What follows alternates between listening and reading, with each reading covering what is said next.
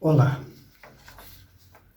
Aquele que se eleva será rebaixado. Esse é o tema do capítulo 7 do Evangelho segundo o Espiritismo, Bem-aventurados os pobres de espírito, que vamos examinar neste vídeo. Allan Kardec apresenta, para análise desse tema, aquele que se eleva será rebaixado, 3 textos do Evangelho, sendo 2 do Evangelho de Mateus e 1 do Evangelho de Lucas. Então ele utiliza esses 3 textos do ensino de Jesus para falar sobre os pobres de espírito, que nós já vimos no vídeo anterior, tratar-se dos humildes. Então, o primeiro texto, que está em Mateus, capítulo 18, versículo de 1 a 5, diz assim: Por essa ocasião, os discípulos se aproximaram de Jesus e lhe perguntaram: Quem é o maior no reino dos céus? Jesus, chamando a si o menino, o colocou no meio deles e respondeu: Digo-vos em verdade que, se não vos converterdes e tornardes quais crianças, não entrareis no reino dos céus.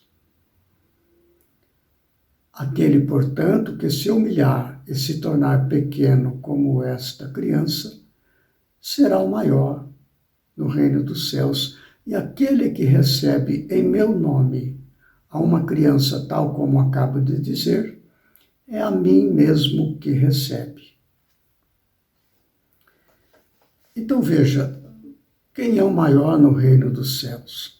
Jesus destaca os humildes, o mais humilde, colocando a criança como símbolo dessa humildade, já que a criança ainda não desenvolveu os costumes que são comuns aqui neste nosso planeta, que privilegiam o orgulho, a vaidade, o egoísmo. Os próprios pais, que são retratos, digamos assim, deste mundo, também tiveram a sua cultura, seu desenvolvimento intelectual fundamentado nos valores deste mundo, onde prevalece o egoísmo, o orgulho, a vaidade, tudo isso aí. O que nós vemos é quem é o maior no reino dos céus, perguntam os apóstolos.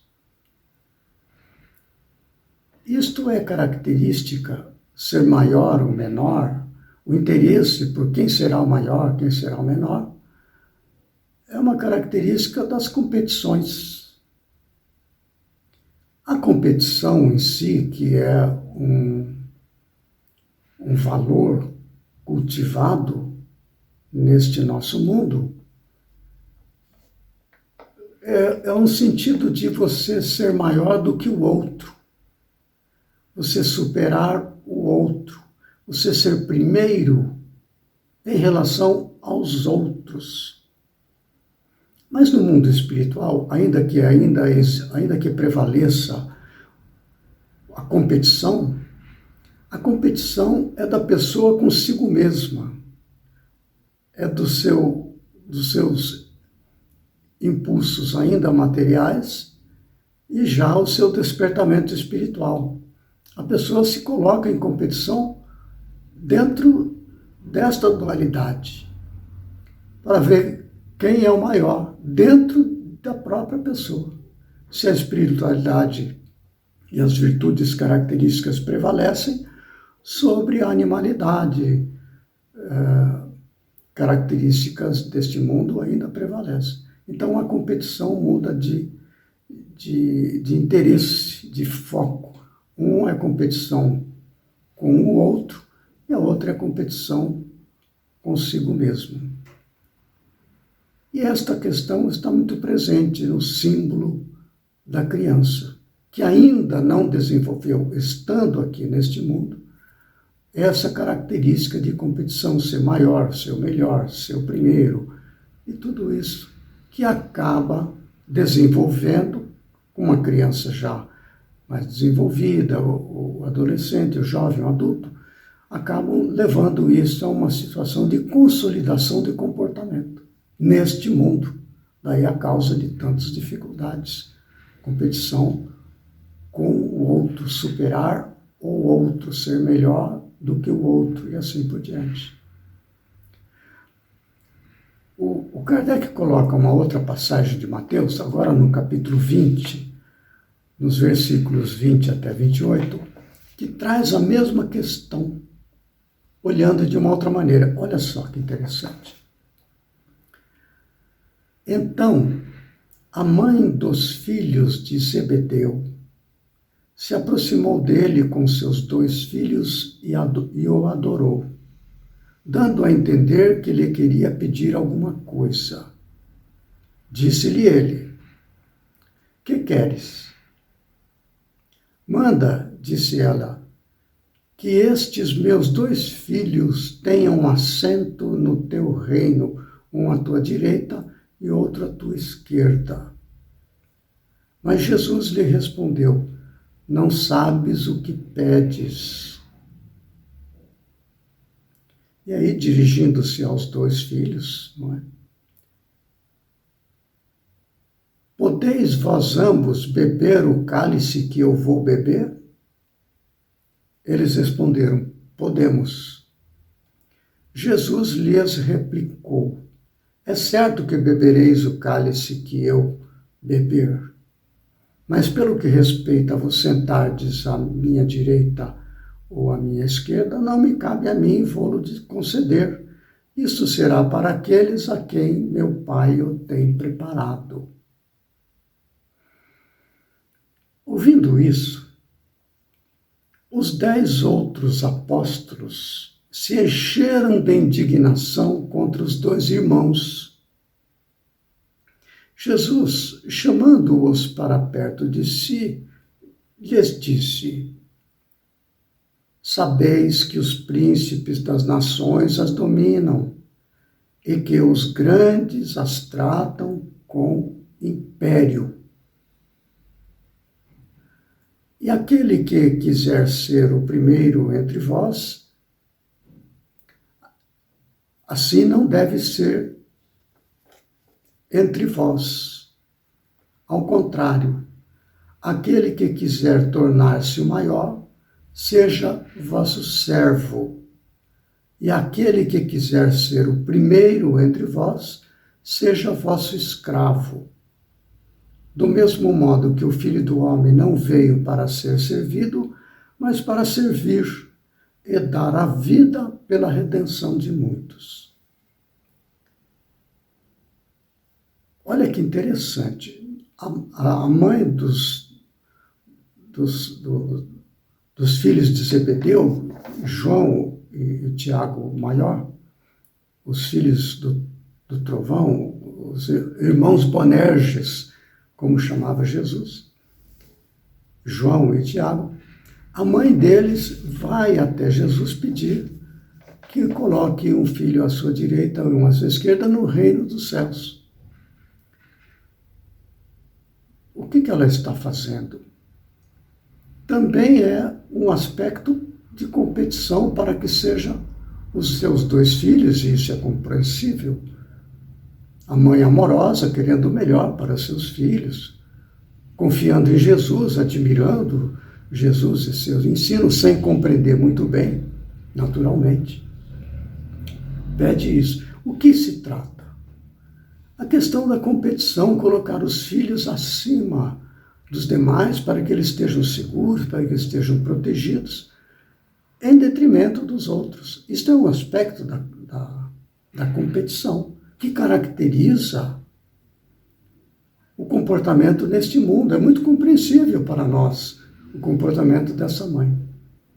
Mas também está no âmbito, ainda que amorosamente, com intenções as mais puras, dentro das concepções deste mundo. E olha que interessante a complementação disso. Os 10 outros apóstolos, eles se sentiram indignados contra os dois, João e Tiago. Ora, por que razão eles ficam indignados?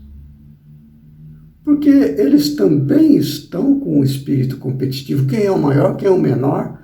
Serei eu o maior? Eu estou disputando isso, eu quero ser, diante de Jesus, a pessoa mais dedicada, a pessoa mais fiel. Veja que é uma boa intenção, mas o comportamento típico dos 10, de indignação, também é de competição, porque eles estão vendo que João e Tiago estão se colocando para ocupar lugares de realce ao lado de Jesus, entendendo o reino dos céus, o reino onde Jesus é o dirigente, digamos assim. E eles queriam para eles, como assim os dois? E nós aqui, como é que ficamos? Também estavam nesse comportamento de competição. Veja se não está dentro do universo do instinto. É um instinto de domínio de território. Não é próprio isso da animalidade, ainda presente no humano, compreensivelmente, num aspecto muito mais sutil, muito mais suave, mas ainda é um impulso de instinto presente que leva à competição. E Jesus, percebendo isso em todos eles, seja naquela mãe amorosa, nos 2 filhos, João e Tiago, nos demais outros apóstolos, reúne todos eles porque percebe que o problema é comum a todos. Eles precisam ser esclarecidos. Reúne todos eles. Olha, este comportamento de vocês, em outras palavras, é coisa deste mundo. Mas entre vocês não deve ser assim.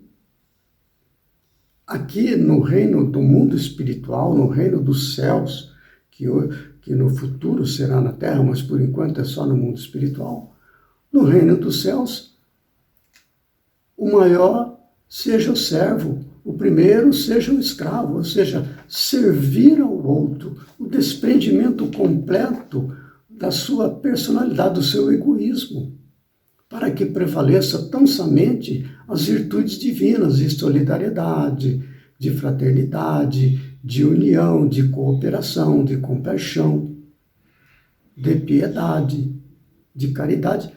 Isso é a característica que rege o reino dos céus. E eles estavam ainda conjugados com o modo aqui do planeta. E ele, então, esclarece esta questão. E há uma outra passagem também. Olha, observa que nós estamos tratando de pessoas muito próximas a Jesus, que já compreendiam em algum grau o seu evangelho, já tinham visto muita coisa, já tinham ouvido muita coisa, tanto que está em Mateus 18, Mateus 20, já tinha transcorrido um bom período em que eles estavam ao lado de Jesus. Então, o fato de estarem ao lado dele já era um grande diferencial. Então, Jesus estava orientando, pessoas já estavam no caminho. Mas havia outros também no caminho que Jesus passou orientação, que eram os fariseus. E há esta passagem onde ele procura dar a mesma lição de que a questão da competição não é o caso, mas é de cooperação, é o de serviço ao próximo. Olha só o interessante. Jesus entrou em dia de sábado na casa de um dos principais fariseus para aí fazer a sua refeição. Os que lá estavam o observaram. E agora Jesus. Então, notando que os convidados escolhiam os primeiros lugares, propôs-lhes uma parábola, dizendo: quando fordes convidados para bodas, não tomeis o primeiro lugar, para que não suceda que, havendo entre os convidados uma pessoa mais considerada do que vós, aquele que vos haja convidado venha dizer-vos: dai o vosso lugar a este, e vos vejais constrangidos a ocupar, cheios de vergonha, o último lugar. Quando fordes convidados, ide colocar-vos no último lugar, a fim de que, quando aquele que vos convidou chegar, vos diga: meu amigo, venha mais para cima. Isso será para vós um motivo de glória diante de todos os que estiverem convosco à mesa, porquanto todo aquele que se eleva será rebaixado, e todo aquele que se abaixa será elevado. Então Jesus entrou na casa do fariseu, dos principais do fariseu, e ele tinha muitos convidados ali para o almoço, e observaram Jesus. E Jesus os observou. Só que aqueles que o observaram, já a esta altura do relato, Jesus já era muito conhecido pelos milagres que ele produzia, pela sua doutrina, e pelo muito que se falava dele. Os fariseus estavam de cabelo em pé com Jesus. Eles não o aceitavam como discípulo, tanto que não o seguiam. Então eles, essa pessoa está atraindo muita multidão, isso aí não está certo. Então eles observavam Jesus para pegá-lo em alguma falta em relação à lei, à Torá, e para ter algo com que o pudessem acusar e então condená-lo, retirá-lo do teatro, digamos assim. E Jesus, pelo seu lado, os observava também, só que com outro propósito. O propósito de Jesus era observar o comportamento deles, o que eles falavam, o que eles faziam, para então poder, comparando o seu comportamento, as suas falas, com a lei de Deus, poder ajudá-los a se ajustar à lei de Deus, para que eles então pudessem alcançar o reino dos céus. Olha o contraste. O reino do mundo, os valores do mundo, procurando ter domínios de território, aqui nós que mandamos, nós somos superior, estamos acima porque conhecemos mais e tudo. E do outro, Jesus representando o reino dos céus, querendo auxiliá-los a sair deste emaranhado do egoísmo, do orgulho, da vaidade e tudo mais. Esta passagem é muito interessante. E aqueles, portanto, que ali estavam e que o observavam, estavam plenamente num aspecto de competição. Quem é o maior, quem é o melhor, se senta mais para frente, está mais próximo do dono, do dono da festa, para assim, perante os outros, se colocar melhor. É a pura competição. Eu sou maior, eu sou melhor.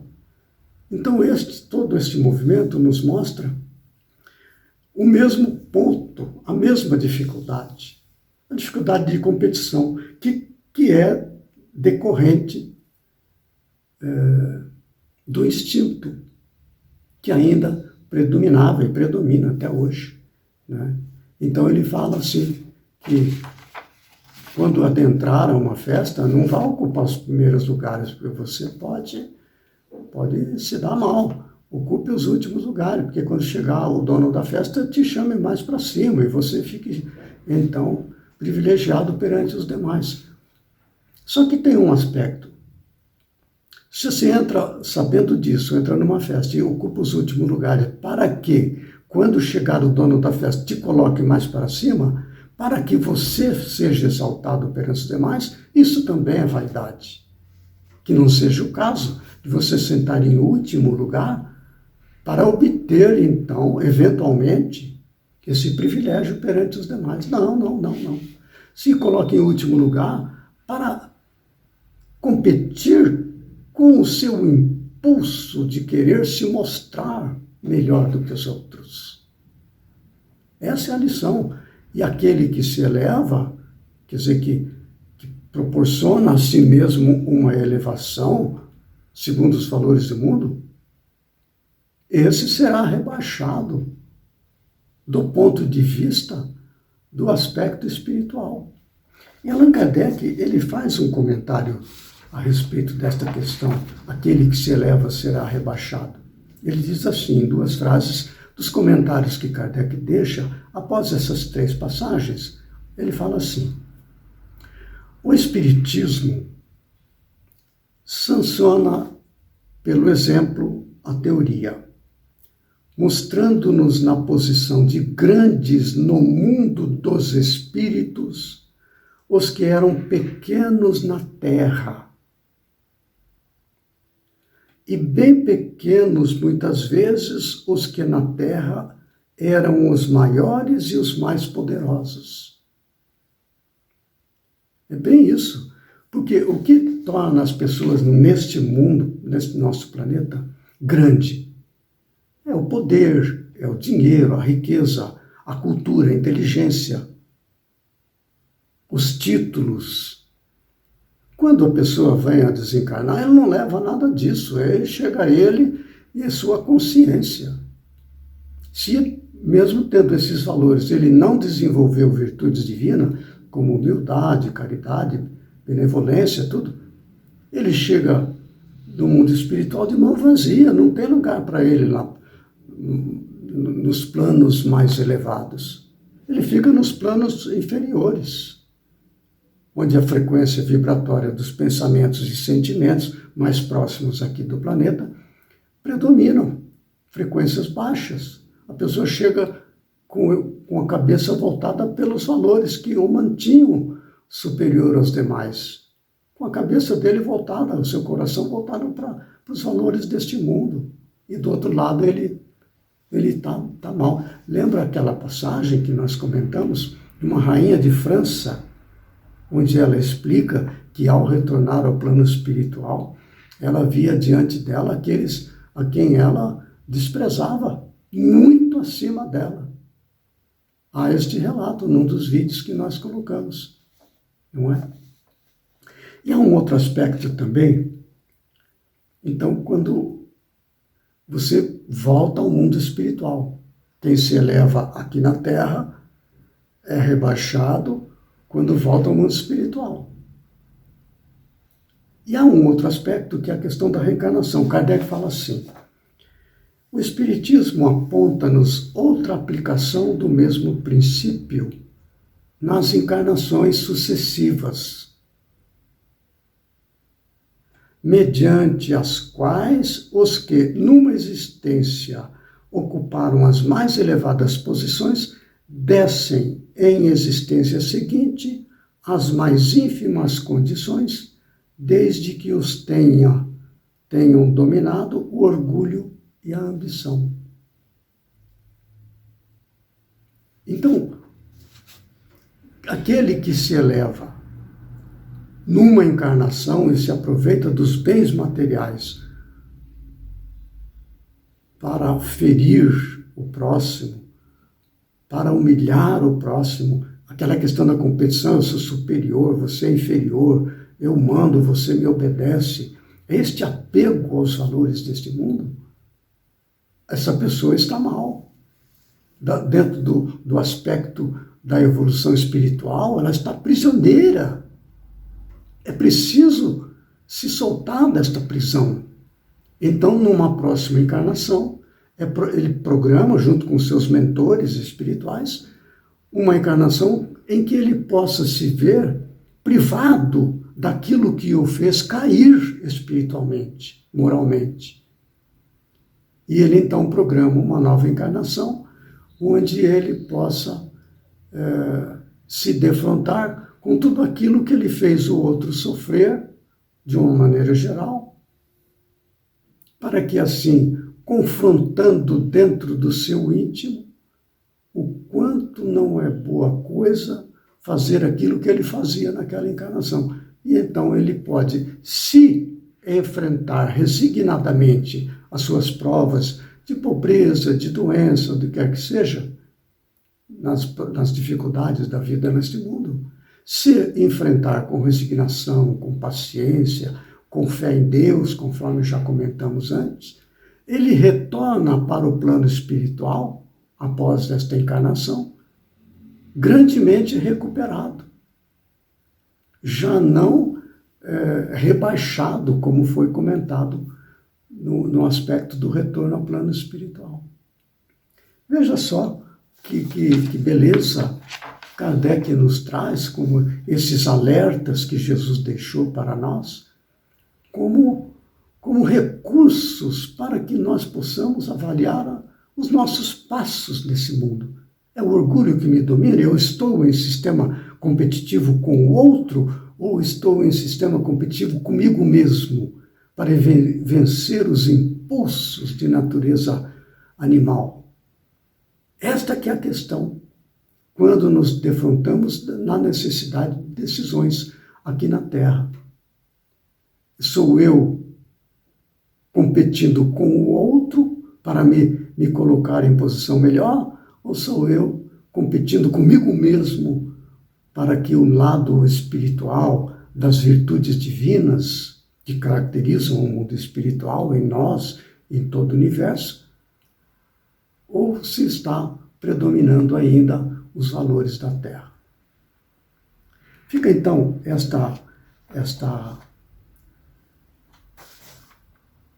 notícias que Kardec nos traz, muito oportunas, como auxiliar para nós na luta em que nós estamos aqui neste planeta. No próximo vídeo, nós prosseguiremos no terceiro item deste capítulo que Allan Kardec coloca, que é mistérios ocultos aos doutos e aos prudentes. Ainda no capítulo 7, bem-aventurados os pobres de espíritos, porque deles é o reino dos céus. Então, até o próximo vídeo, quando então prosseguiremos nesta reflexão a respeito da humildade.